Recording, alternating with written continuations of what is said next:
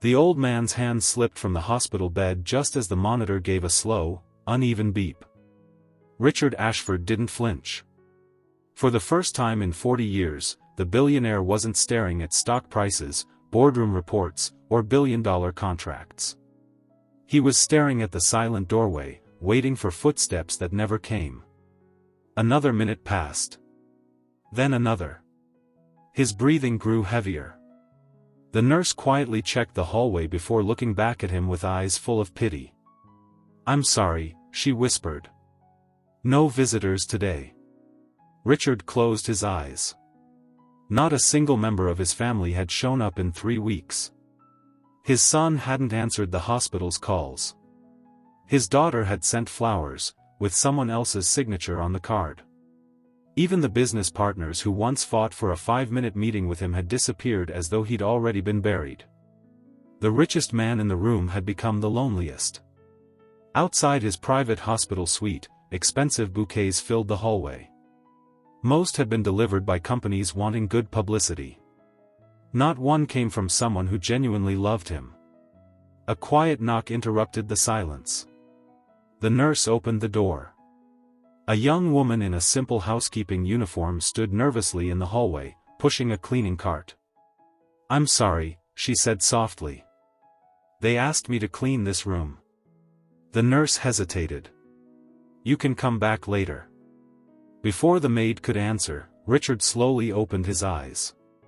"It's fine," he murmured. "Let her work." The nurse nodded and stepped outside. The maid carefully pushed the cart inside, trying not to make noise. She couldn't have been older than 26.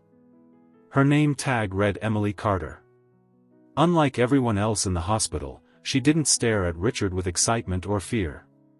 She simply smiled. "Good afternoon, Mr. Ashford." He gave a faint nod. "You know who I am?" She laughed quietly. "Everyone knows who you are." There was no admiration in her voice. No bitterness either. Just a simple statement. That surprised him.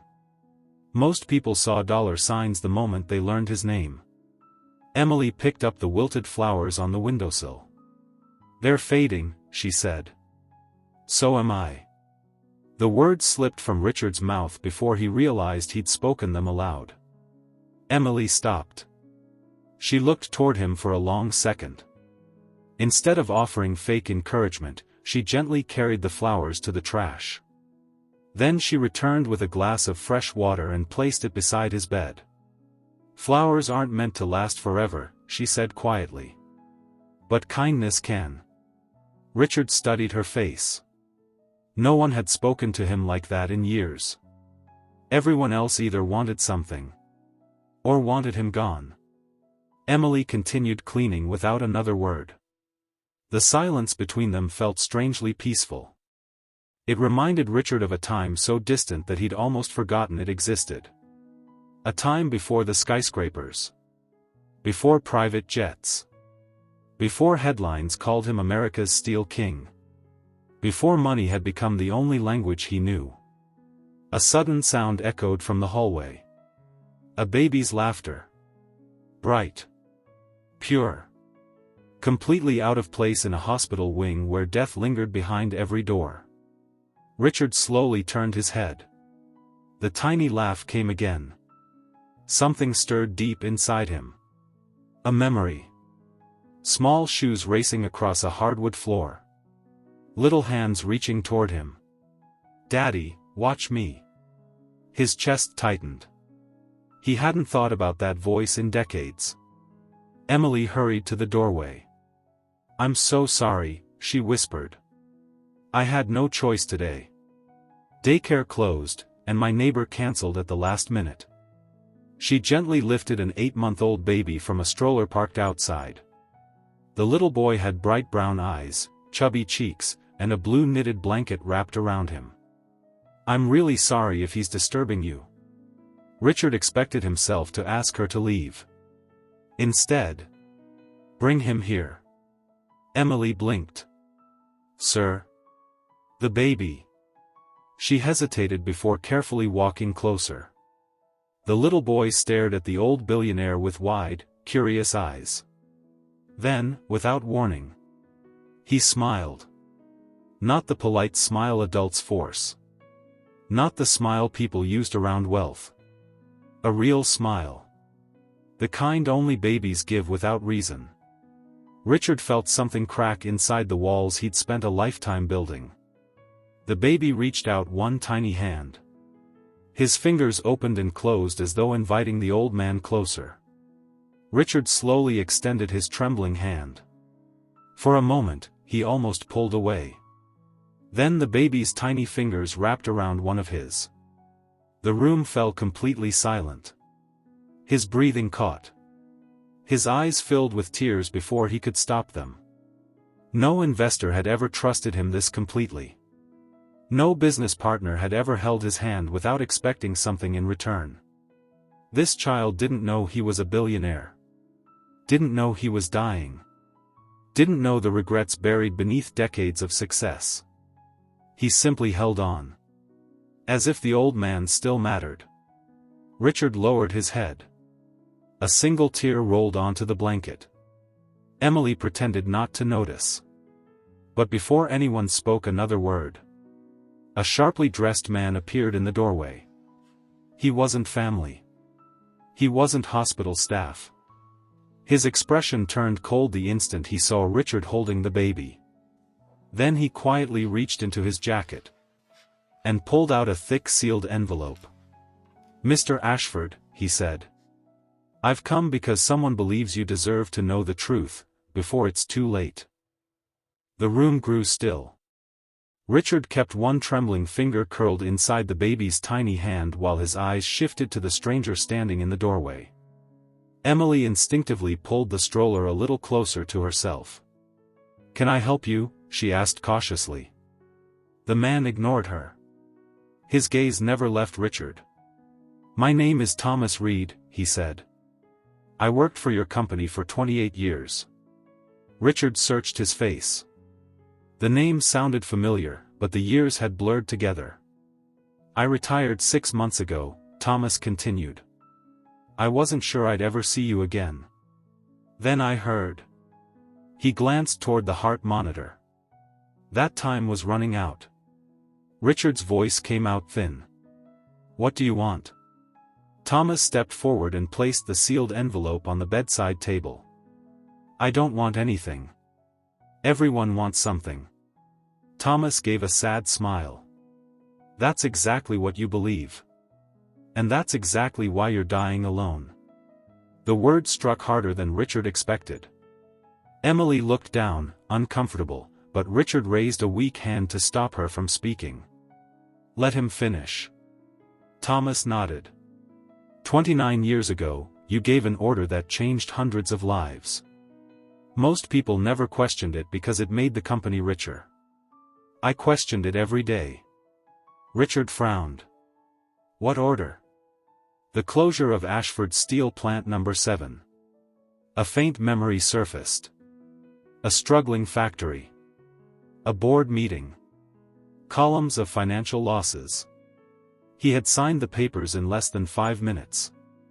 "It was business," Richard said quietly. "It was life," Thomas answered. Nearly 3,000 people lost their jobs. Families lost homes. Marriages fell apart. Some rebuilt. Some never did. Richard closed his eyes. He remembered congratulating the board for cutting costs. He couldn't remember thinking about the workers afterward. Thomas gently pushed the envelope closer. "Inside are letters." "From whom?" "People whose lives crossed yours, even though you never knew their names." Richard stared at the envelope as though it weighed 100 pounds. "Why now?" "Because one of those people asked me to make sure you read them before you died." Emily remained silent, rocking the baby gently. The little boy reached toward Richard again, laughing as if he sensed none of the heaviness surrounding the room. Richard managed the faintest smile before picking up the envelope. His hands shook so badly that Thomas quietly helped break the seal. Inside were dozens of handwritten letters. Some were folded neatly. Others looked worn from years of being carried in pockets or drawers. Richard opened the first one. The handwriting belonged to a woman. "Mr. Ashford," it began. "You don't know me. My husband worked at plant number 7 for 19 years. When it closed, he told our children everything would be all right. 6 months later, he died from a heart attack brought on by stress. I blamed you for years. Maybe I still do. But I also wanted you to know his name. It was Samuel. He wasn't employee number 48321. He was the man who taught our daughter how to ride a bicycle." Richard stopped reading. His vision blurred. He had reviewed thousands of reports filled with employee numbers. Never names. Never stories. Thomas quietly said, "There are 53 letters." Richard swallowed hard. "Why didn't anyone tell me?" "They tried." Thomas looked toward the window. "But every layer of management protected you from bad news. They told you what would increase profits, never what would break hearts." Silence settled over the room. Only the baby's soft coos interrupted it. The little boy suddenly stretched both arms toward Richard. Emily smiled apologetically. "I think he wants you." Richard hesitated. "I've never held a baby." Emily looked surprised. "Never? My children were raised by nannies." His voice cracked. "I always told myself I'd have more time." He never had. Emily carefully lifted the baby into Richard's arms. For one terrifying moment, he looked afraid. Afraid of dropping him. Afraid of doing something wrong. But the baby simply rested against his chest. Then he placed one tiny hand over Richard's heart. The old billionaire froze. His breathing became uneven. No boardroom victory. No billion-dollar acquisition. No award displayed in his mansion had ever made him feel what that tiny touch did. The child looked into his eyes without judgment. Without knowing the mistakes he'd made. Without caring about his wealth. Richard whispered, almost to himself. "What is his name?" Emily's smile softened. "Noah." Richard repeated it slowly. "Noah." The name lingered in the room like a prayer. Then the door burst open. A woman in an expensive designer coat strode inside without knocking. Diamond earrings sparkled beneath the hospital lights. Her perfume filled the room before she spoke. "Dad." Richard's face hardened. His daughter. Victoria Ashford. The first family member to visit in weeks. Her eyes swept across the room. The retired employee. The maid. The baby resting peacefully in her father's arms. Disgust flashed across her face. "What is this?" she demanded. Nobody answered. Victoria marched to the bedside. "We need to discuss your will." Richard looked down at Noah sleeping peacefully against his chest. Then he looked back at the daughter who hadn't asked how he was feeling. Not once.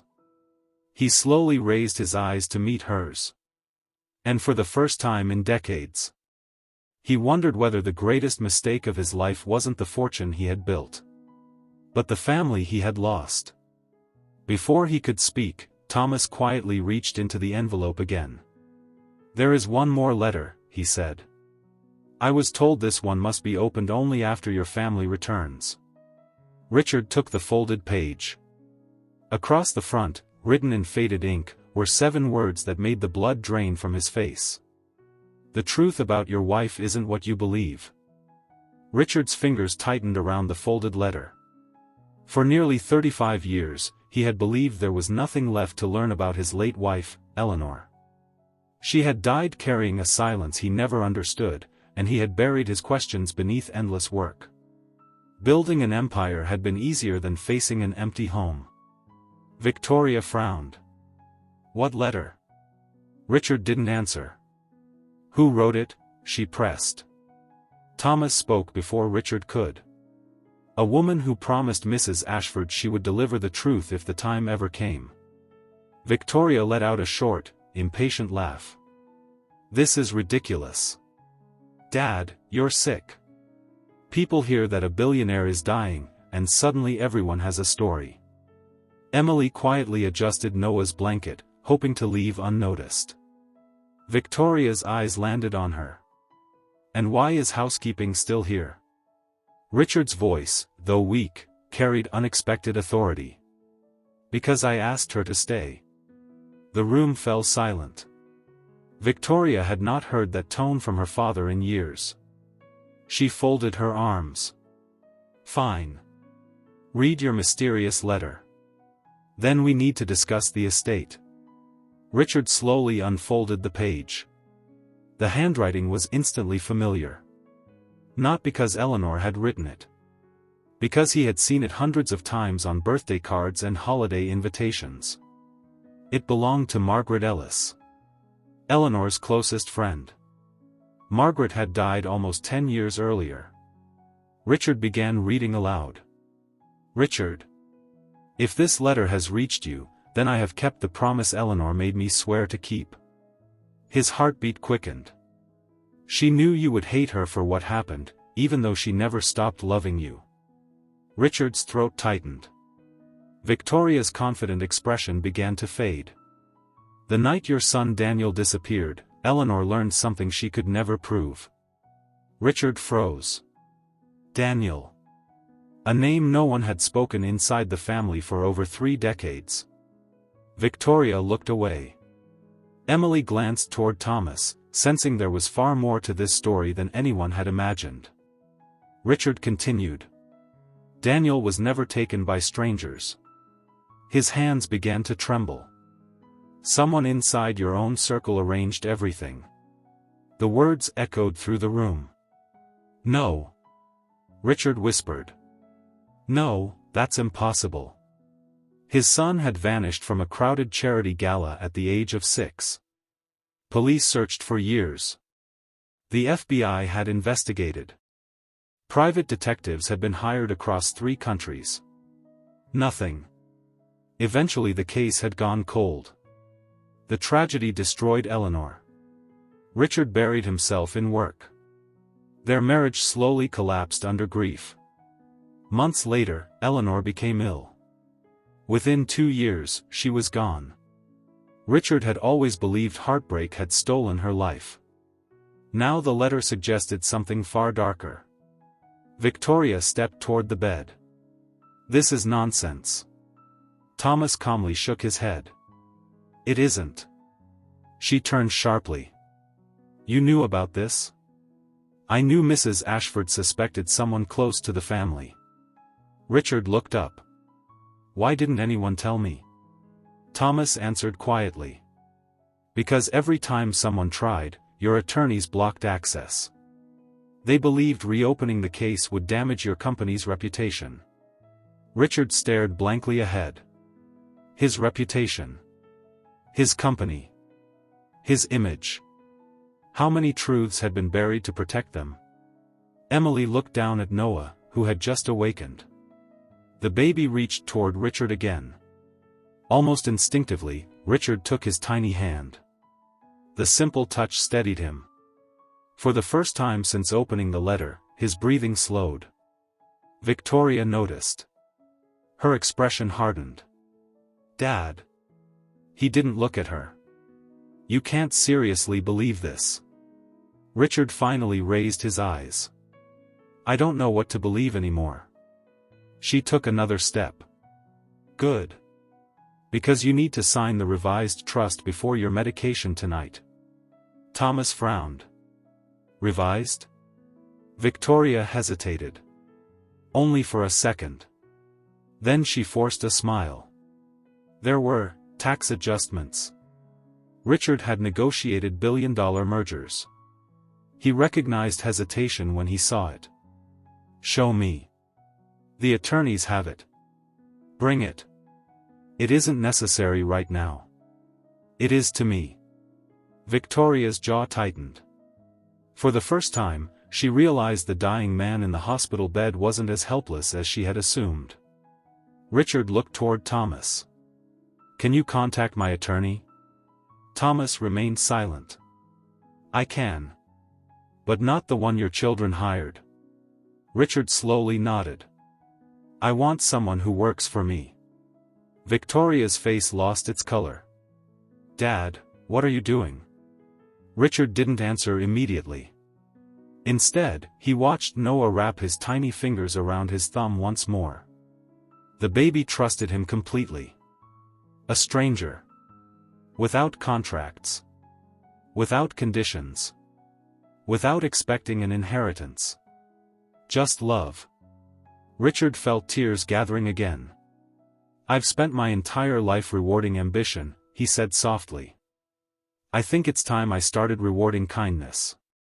Emily's eyes widened. "Mr. Ashford. I'm not talking about money." He smiled gently at Noah. "I'm talking about the kind of wealth I should have been building all along." A sharp knock interrupted the moment. The nurse stepped inside, looking unusually nervous. "Mr. Ashford." She swallowed. "There's someone downstairs insisting on seeing you." Victoria rolled her eyes. "Another reporter?" The nurse slowly shook her head. "No." "Then who?" The nurse looked directly at Richard. "He says his name is..." She glanced at the visitor log, her voice barely above a whisper. "Daniel Ashford." The room went completely still. Richard's heart monitor erupted into frantic beeps. The folded letter slipped from his trembling hand. 35 years after the world declared his son lost forever. Someone claiming to be Daniel Ashford had just walked into the hospital. The room seemed to stop breathing.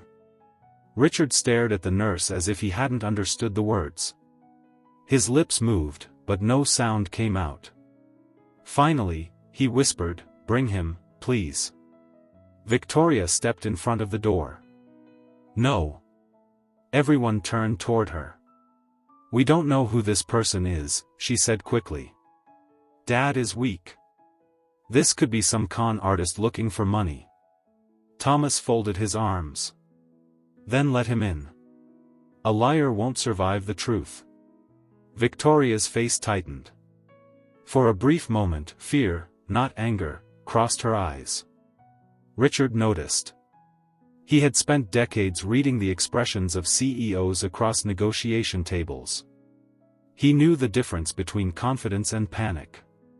This wasn't concern for her father. This was fear of what was about to walk through that door. The nurse stepped aside. A tall man entered slowly. He looked to be around 40 years old. His dark hair was touched with gray at the temples. His clothes were clean but modest. Years of outdoor work showed in his weathered hands.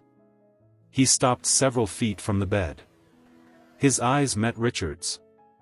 Neither of them spoke. It was the small scar above the man's left eyebrow that shattered Richard's disbelief. A bicycle accident. Richard had rushed home early that day to take 6-year-old Daniel to the emergency room. It had been one of the happiest afternoons of his life. "Eleanor cried more than he did," Richard whispered, almost smiling through his tears. The man nodded. "Mom always laughed when she told that story." Richard's breath caught. Only 3 people had known those exact words. Richard, Eleanor, and Daniel. Richard reached for the side of the bed, trying to sit up. "Daniel." The man crossed the room. Father and son looked at one another, separated by 35 years of silence. Then Daniel embraced him. Richard broke. The walls he had spent a lifetime building collapsed in an instant. He wept openly, clinging to the son he had mourned for decades. "I'm sorry," Richard sobbed. "I'm so sorry." Daniel's own eyes filled. "You didn't lose me because you stopped loving me."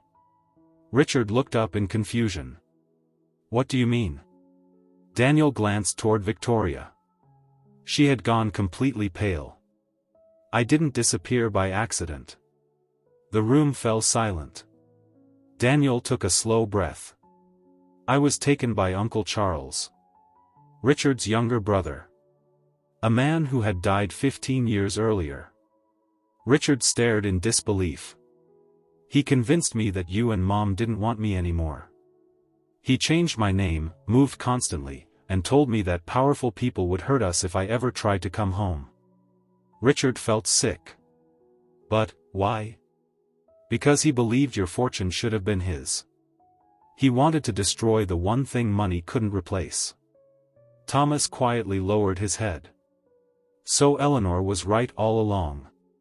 Daniel nodded. She found clues. Charles threatened the people who tried to help her.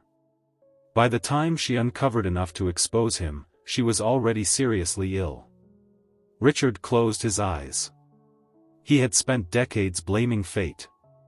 Blaming strangers. Even blaming Eleanor for refusing to let go of the past. The real enemy had been sitting at family dinners. A tear rolled down his cheek. I failed her. Daniel gently shook his head. No. You were deceived too. The room remained silent until a soft giggle broke the tension. Noah. The baby reached both hands toward Daniel. Daniel smiled and lifted him into his arms. The little boy laughed as though none of the pain in the room had ever existed. Richard watched them together. His son. A child.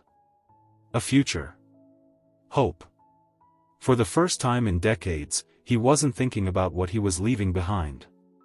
He was thinking about who. He slowly turned toward Victoria. I loved you. She looked down. I still do. Fresh tears ran down her face. I know, she whispered. I just spent too many years trying to earn what I thought mattered. Richard nodded sadly. So did I. She walked to the bedside. I'm sorry, Dad. Richard reached for her hand. Then don't spend another day chasing money that can't love you back. She broke into tears.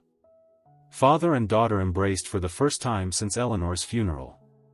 Weeks later, Richard left the hospital, not because he had been miraculously cured, but because he chose to spend whatever time remained where life could still be lived. He established the Eleanor Ashford Foundation, dedicated to displaced workers and missing children. He personally met with families affected by the closure of Plant No. 7, listening instead of defending. Some forgave him. Some never could. He accepted both.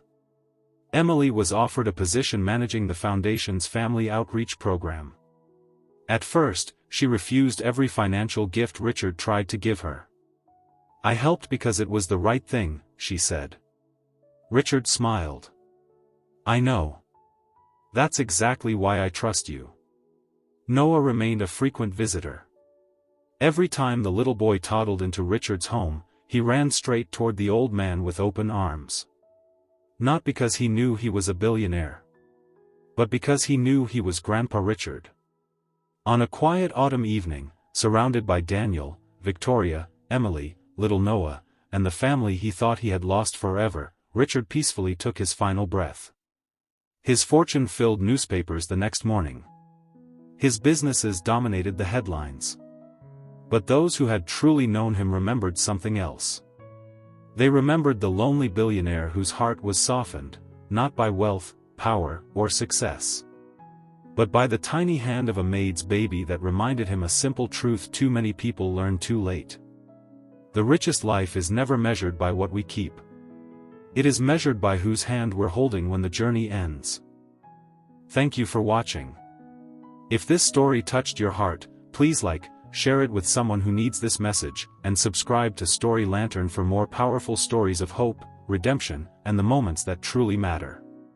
We'd also love to hear from you in the comments. What lesson from Richard's journey will stay with you the longest?